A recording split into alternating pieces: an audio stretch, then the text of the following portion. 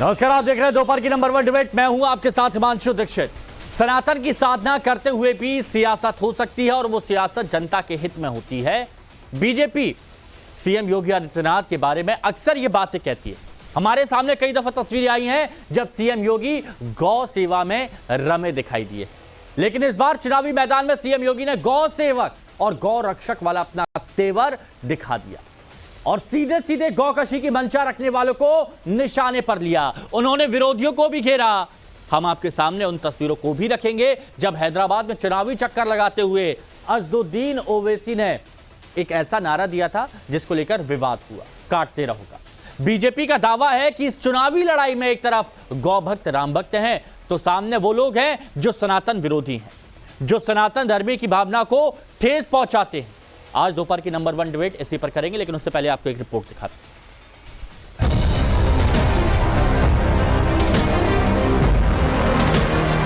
गौ माता की रक्षा करने के लिए अपनी जान भी दे देंगे, लेकिन गौ माता का बाल बांका नहीं होने देंगे।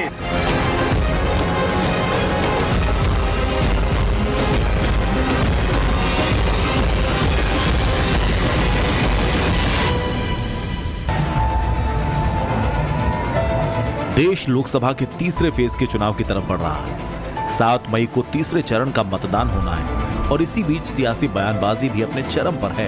आस्था और खानदान का मुद्दा धीरे धीरे चुनावी रैलियों में परवान चढ़ता जा रहा है।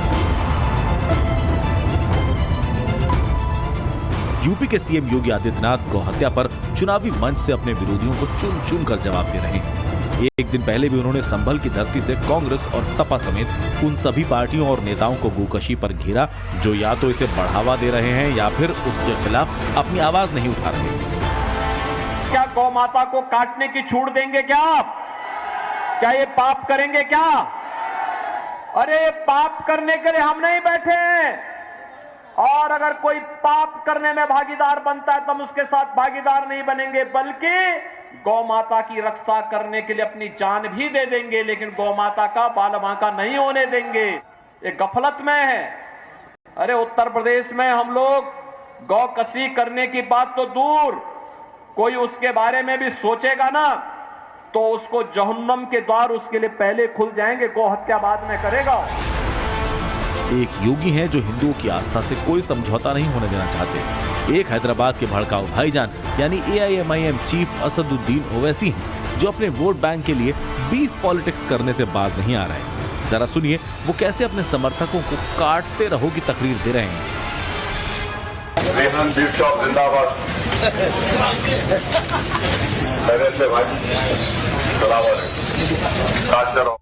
ये हैदराबाद का वीडियो है और ये कोई पहला मौका नहीं है जब ओवैसी ने ऐसा किया।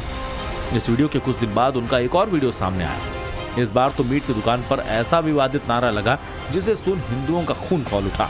नारा था, बड़े का खाएंगे, असद भाई को जिताएंगे।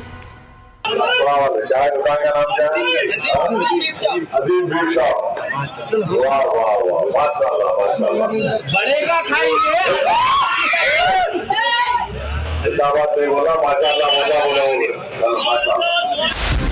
ऐसी ही तस्वीरों पर, ऐसे ही बयानों पर योगी पलटवार करते हैं। जब जब उन्हें मौका मिलता है मंच से प्रहार करते हैं। उनका एक और बयान आपको सुनाते हैं।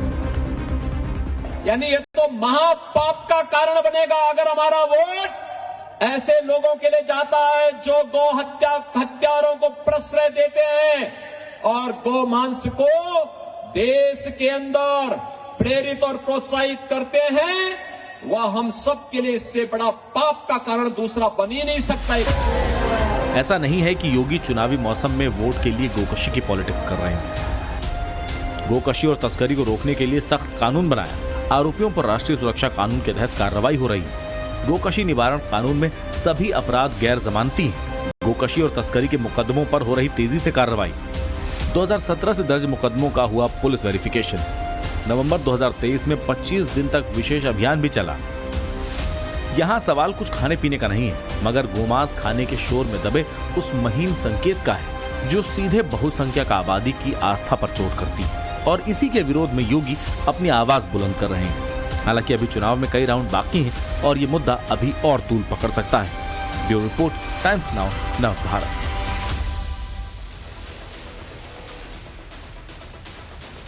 तो देखिए रिपोर्ट आपने देख ली। अब जो मेहमान हमारे साथ जुड़े हैं उनसे हम आपको मिलवाते हैं। आनंद दुबे बीजेपी प्रवक्ता हमारे साथ जुड़े हैं। एचएस रावत जी हिंदू धर्मगुरु हैं, वो हमारे साथ जुड़े हुए हैं। दानिश कुरैशी जी एआईएमआईएम के प्रवक्ता हैं और नूर अहमद अजहरी साहब इस्लामिक स्कॉलर हमारे साथ में जुड़े हुए हैं। आनंद दुबे जी, कैसे मुद्दे उठ रहे हैं इस बार चुनाव में? मतलब जनता नहीं चाहती कि ऐसे मुद्दे उठे, लेकिन ऐसे मुद्दे उठाए जा रहे हैं। एक हैदराबाद से कुछ बयान आता है तो तुरंत इधर से बयान आ जाता है। इन मुद्दों की जरूरत क्या है?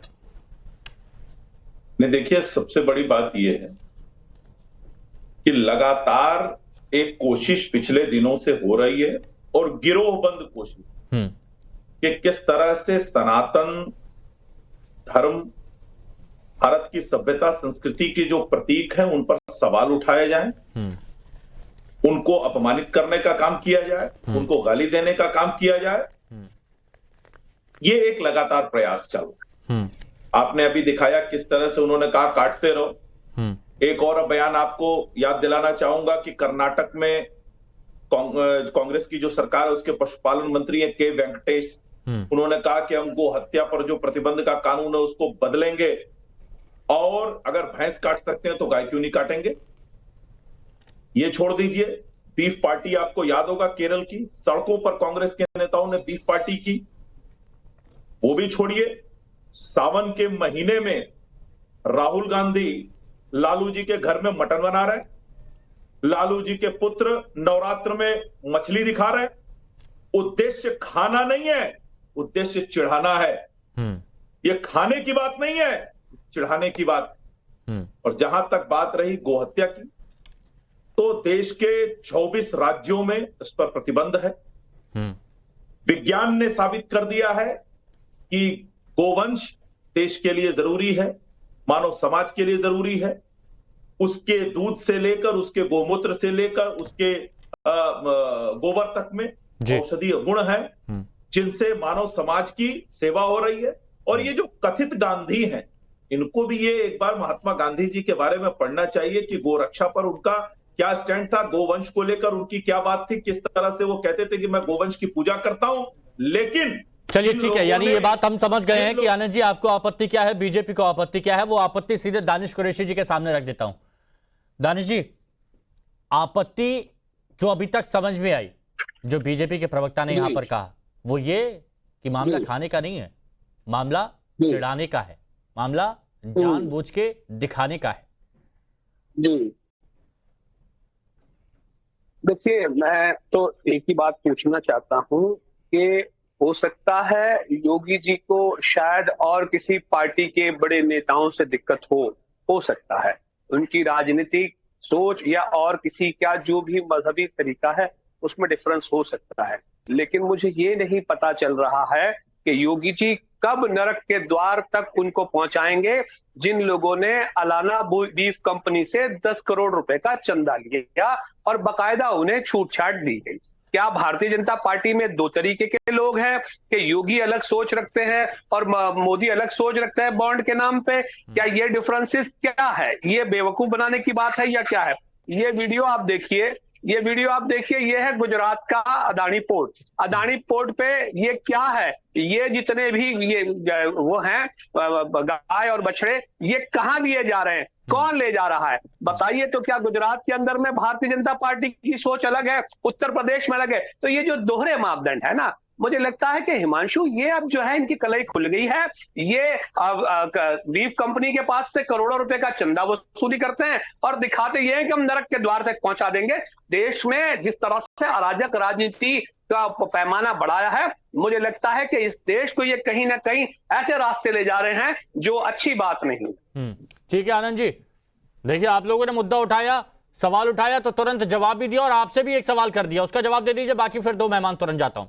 देखिए, सबसे पहली चीज है कि इस देश में किसी भी स्लॉटर हाउस को बीफ की इजाजत नहीं है, तो ये पहली चीज को ठीक कर लें कि बीफ का निर्यात, बीफ का कारोबार भारत में गोवंश के उस पर नहीं होता है। दूसरी चीज, इस तरह के फेक वीडियो, इस तरह के कौन से वीडियो, गोवंश की बात यहां पर की गई है, गोवंश की बात की गई है और उसमें एक स्पष्ट कहा गया है कि नहीं होता है। हाँ जी, बिल्कुल नहीं होता है। और सबसे बड़ी बात है कि इस तरह के फॉल्स वीडियो दिखाना, इस तरह के झूठे वीडियो दिखा के आप अपनी सच्चाई को नहीं छिपा सकते हैं। जहां आप दुकान पे जा रहे हैं और कह रहे हैं काटते रहो काटते रहो, इस तरह के जो भाषा का इस्तेमाल आपकी पार्टी के नेता कर रहे हैं, जिस तरह की नफरत की राजनीति आपकी पार्टी का आधार है, वो उत्तर प्रदेश की जनता ने और देश की जनता ने समझ लिया है। और इसीलिए इस बार आप देखिएगा कि असदुद्दीन ओवैसी का भी खाता बंद होने की कगार। हाँ, एक और बयान आया था, बड़े का खाएंगे असद को जिताएंगे, ये भी बयान वहां पर वो नारे चल रहे थे। हाँ कुरैशी जी, तुरंत जवाब दे दीजिए।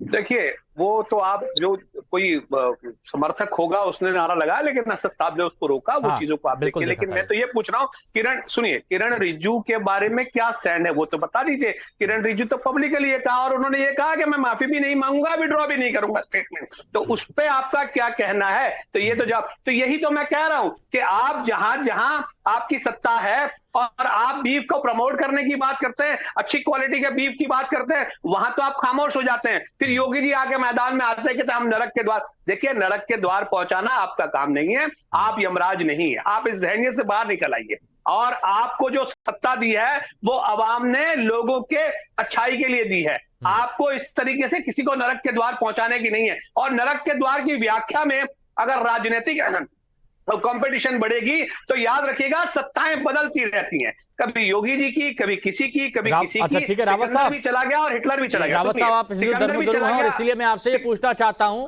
क्या ये जो मुद्दा उठाया जाता है, क्या वाकई यहाँ पर गौ माता की सहायता का एक मुद्दा रहता है, या फिर सिर्फ पॉलिटिकल हाइप पाने के लिए ये सारा मुद्दा उठाया जाता है? जरा ये बताइए। हिमांशु जी, जो मुद्दा उठाए जा रहे हैं ओवैसी जी के द्वारा, वो सिर्फ मुसलमान वोट बैंक को भड़का करके अपनी तरफ वोट खींचने का तरीका है। उनको पता है कि काटते रहो, बड़े को काटते रहो। इसका मतलब उनको ये पता है कि यहाँ पर मुसलमान खुश होगा और हिंदू कहीं ना कहीं चिढ़ेगा, तो वोटों का जो इनकी तरफ जो खिंचाव है वो बन जाएगा। इसलिए हिंदुओं की एक तो भावनाओं को आहत करना और अपनी वोट बैंक की राजनीति को पक्का करना, यहां पर एक तरीके से चुनाव आयोग का हथौड़ा जरूर इस पर लगना चाहिए। क्योंकि अगर आप इस तरह की भावनाएं भड़का रहे हैं और चुनाव के अंदर इस तरह की बातें कर रहे हैं, तो मुझे लगता है कि यहाँ कहीं ना कहीं चुनाव आयोग को एक्शन लेने की आवश्यकता है कि जहां पर कोई चीज बैन है, कुछ राज्यों में बैन है, कुछ में नहीं बैन है, कुछ में बैन करने की जरूरत है। जहां पर बैन है और मेजोरिटी में जो हिंदू की भावना को भड़का रहा है, सरेआम कहता है काटते रहो, ये तरीका गलत है। यानी अगर इस प्रकार की बातें होती है तो ये बर्दाश्त करने के लायक नहीं है हिमांशु जी, इस पर एक्शन लेने की जरूरत है। ठीक है, अजहरी साहब, आपका क्या विचार है इस मुद्दे पर जो उठाया जा रहा है दोनों तरफ से पुरजोर तरीके से? बीजेपी कह रही है कि चिढ़ाने के लिए, ये खाने का मामला नहीं है, लेकिन चिढ़ाने के लिए जानबूझकर इस तरह के बयान दिए जाते हैं। तकरीबन 10 साल से भारतीय जनता पार्टी की सरकार केंद्र में है और हमने ये मांग पहले भी की थी और अब भी मैं ये मांग कर रहा हूँ कि पूरे देश लेवल पर गौ हत्या के खिलाफ कानून क्यों नहीं लाया जा रहा है। कानून लेके आइए। घबराहट क्यों हो रही है आपको? जब गौ हत्या गलत है, जुर्म है, गुनाह है, तो आप बताइए कि क्या यूपी वालों के लिए गुनाह है? आप बताइए, गोवा वालों के लिए गुनाह नहीं है? और दूसरे सूबे हैं, बहुत सारे सूबे में खुलेआम गाय काटी जा रही हैं वहां, और वहां के रहने वाले हिंदू समाज के लोग भी खा रहे हैं, उन पर पाबंदी नहीं है। अरे आप लोग खुलकर, ये जो इस टाइम आवारा पशु के नाम से गाय को आवारा पशु कहकर बुलाया जा रहा है, जो ये सड़कें घेर रही है, लोग एक्सीडेंट हो रहे हैं, सड़कें जाम हो रही हैं, किसान रात भर जाग रहा है, किसान गायों को मार रहा है। ये क्या है? मार रहा है? ये तो ही नहीं है कि किसान डंडों से मार रहा है। हाँ। खेतों में जब घुस रहे हैं तो हाँ। रात भर जाग के यूपी में। योगी जी जो बोल रहे हैं, योगी जी झूठ बोल रहे हैं। दुबे जी, हमने ऐसा कर दिया, आपने कहा 24 राज्यों में, 24 राज्यों में, सुन ले पूरे 28 राज्यों में क्यों नहीं, पूरे भारत में क्यों नहीं? यही मुद्दा उठाया जा रहा है कि अगर कानून लाना है तो सबके लिए एक जैसा कानून होना चाहिए। नहीं, निश्चित रूप से इन्होंने जो कहा यह स्वागत योग्य है और आने वाले समय में इस पे कानून बनेगा। सरकार प्रतिबद्ध है, कटिबद्ध है। हम गो वंश की हत्या किसी भी कीमत पर नहीं होने देंगे और इसके लिए अखिल भारतीय स्तर पे कानून लाना होगा तो वो भी लाएंगे। लेकिन देखिए एक बात बहुत स्पष्ट मैं आपको करूं, लेकिन हो रहा है ना अभी ये चीज। अगर आनंद जी जैसे एक मिनट रुकिए ना, एक मिनट रावत साहब, अब आपके हालात रुक जाइए आचार्य जी। जब ये कहा गया कि जहन्नुम के द्वार खुल जाएंगे और हम ये किसी भी कीमत पर नहीं होने देंगे, तो यानी प्राथमिकता में सबसे पहले ये मुद्दा होना चाहिए था, प्राथमिकता में सबसे पहले ये होना चाहिए था और सबसे पहले इसी पर कदम उठाना चाहिए था। तो इसको अभी तक रुका क्यों गया है ये मामला? नहीं, देखिए निश्चित रूप से हमारी राज्य की सरकारों ने इन कानूनों को सख्त करने का काम किया। उत्तर प्रदेश की हमारी सरकार ने इस कानून में संशोधन करके सख्त करने का काम किया और बाकी जगह भी इसको लगातार लागू किया जा रहा है और आने वाले समय में इसकी आवश्यकता को देखते हुए राष्ट्रीय स्तर पर भी लाया जाएगा। एक विषय, दूसरी चीज अभी बात आई, देखिए मैं एक बात बहुत स्पष्ट कर दूं, हिंदू हो या मुसलमान, इस देश में जो भी रहता है वो गौ माता का सम्मान करता है और ये कुछ लोग सियासी फायदे के लिए करते हैं। मैं आपको बता दूं कि बाबर, हुमायूं, अकबर सहित 5 ऐसे मुस्लिम शासक रहे जिन्होंने अपने शासनकाल में गोहत्या पर प्रतिबंध लगाया। बहादुर शाह जफर 1857 में, सुन लीजिए, 1857 में बहादुर शाह जफर जब दिल्ली की सत्ता पे बैठे पहली बार गोहत्या पर उन्होंने प्रतिबंध लगाया। तो लेकिन असदुद्दीन ओवैसी जैसे लोग, असदुद्दीन ओवैसी जैसे लोग और बाकी जो लोग हैं वो इस तरह की घृणित राजनीति करने का काम कर रहे हैं और भारतीय जनता पार्टी की सरकार काटी जा रही है। जिन राज्यों में आई है, अजहरी साहब रुकिए, अजहरी साहब रुकिए, अजहरी साहब रुकिए, संयम, थोड़ा सा संयम बरतिए अजहरी साहब, थोड़ा सा संयम बरतिए, थोड़ा सा संयम बरतिए, करा लीजिए भाई, थोड़ा पानी पी लीजिए भाई साहब, थोड़ा पानी पी लीजिए। बोलिए तो यही उत्तर प्रदेश था, यही उत्तर प्रदेश था, यही बाकी राज्य थे, हरियाणा थे, तमाम राज्य थे जहां से गोवंश की तस्करी होती थी, उनको बांग्लादेश भेजा जाता था, उनकी हत्याएं होती थी, अवैध बूचड़खाने चलते थे। लेकिन योगी आदित्यनाथ की सरकार ने अवैध बूचड़खानों पर बुलडोजर चलाया। कुरैशी साहब बहुत जल्द पूरे देश में भी इसे लागू किया जाएगा, बहुत जल्द। कुरैशी साहब बोलिए, सुन पा रहे हैं आप? दानिश जी,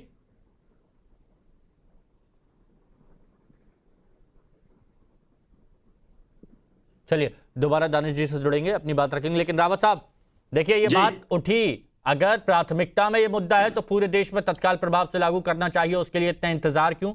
और इसीलिए अजहरी साहब कह रहे हैं कि जानबूझ के ये तो पूरे देशों में कर रहा है, ये तो खुद बीजेपी करवा रही है। बहुत बड़ा आरोप। हिमांशु जी देखिए, सरकार चलाते वक्त पिछले 70 सालों में जो सरकार के कानून है उनको चेंज करने में समय लगता है। आप एकदम तो उनको चेंज नहीं कर सकते, किसी भी चीज को धीरे धीरे उस चीज को समझना पड़ता है, उन चीजों की भरपाई को रोकना पड़ता है, कई बार देश की इकोनॉमी को देखना पड़ता है, तो समय लगता है। लेकिन धीरे धीरे जैसे अभी पहले ही कदम में साहब आप इतना बोल रहे हैं, एक मिनट रुकिए रावत साहब एक मिनट रुकिए। अजहरी साहब सुनिए ना, अजहरी साहब इतना बोल रहे हैं तो आप लोग हिंदू भाइयों की जब बात करते हैं, आपसी एकता की बात करते हैं, गंगा जमुनी तहजीब की जब आप बात करते हैं, तो आप लोग खुद शुरुआत करते हुए अपने मुस्लिम भाइयों से ये नहीं कह सकते कि ये बीफ को पूरी तरह से बंद किया जाए, गौवंश को पूरी तरह से बंद किया जाए? फतवा दिलाइए ना, फतवा दिलाइए। कहां देख रहे हैं गाय के?